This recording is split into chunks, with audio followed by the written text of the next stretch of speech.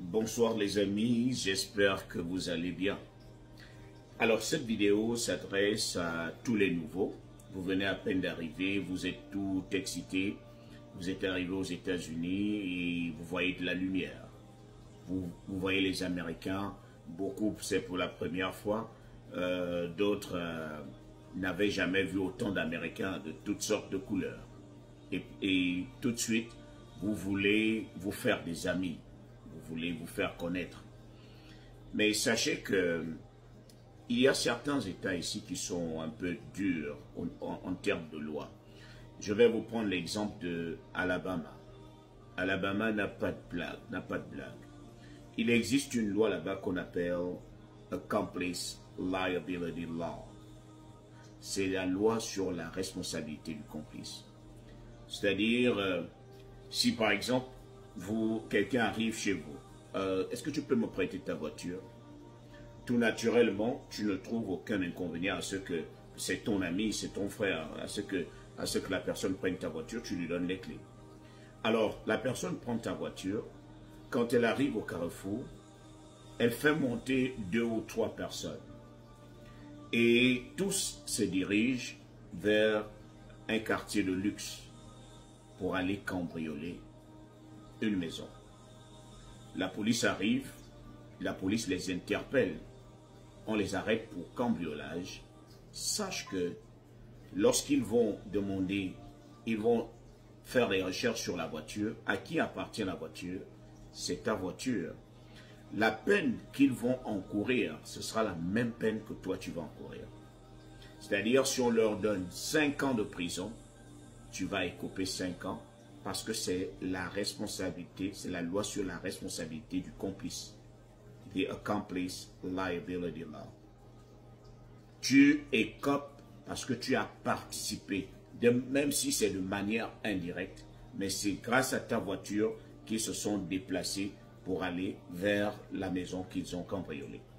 Si la police arrive même, et la police tire sur une de ces personnes, si quelqu'un décède, ou encore, si un des membres de ton gang, on va l'appeler ainsi, tue quelqu'un, tu seras condamné pour meurtre, au même titre que ceux qui ont commis l'action. Tu peux ne pas avoir été, tu peux ne pas être au courant, mais tu as donné les moyens pour mieux réaliser ce qu'ils ont eu à faire. C'est ta voiture qui a permis au déplacement. C'est la même chose avec le téléphone. On ne remet pas son téléphone en n'importe qui. Nous sommes dans un pays où il est difficile de dire à quelqu'un « je n'ai pas de crédit ». Même lorsque tu n'as pas la connexion, tu peux utiliser le WhatsApp. C'est-à-dire même si tu n'as pas payé, tu peux passer par WhatsApp si tu es dans ta maison, si tu as l'Internet à la maison. Les factures de téléphone se payent chaque mois. On n'a pas à recharger. Il n'y a pas de forfait. Il n'y a pas à recharger, prendre la carte et mettre les numéros. Ou encore aller faire le Airtel whatever, ou Move whatever. On ne fait pas cela. On paye chaque fin du mois. Et peu importe la façon dont tu vas appeler, tu vas payer la même somme. Même si tu n'appelles pas, tu payeras la même somme. Si ton téléphone est éteint, tu payeras la même somme. Donc, il y a des gens qui appellent. Moi, généralement, je n'appelle pas par voie classique. Je passe toujours par mon WhatsApp. Je travaille plus avec le WhatsApp que les appels classiques. Donc, tu remets ton téléphone à quelqu'un qui t'a supplié, qui voulait émettre un appel, mais tu ne sais pas la personne que ce gars-là est en train d'appeler. Ça peut être un autre membre pour un deal. Et peut-être qu'eux, ils sont déjà dans le collimateur du FBI. Et tout de suite, ton téléphone est tracé. On viendra te prendre pour aller te poser des questions.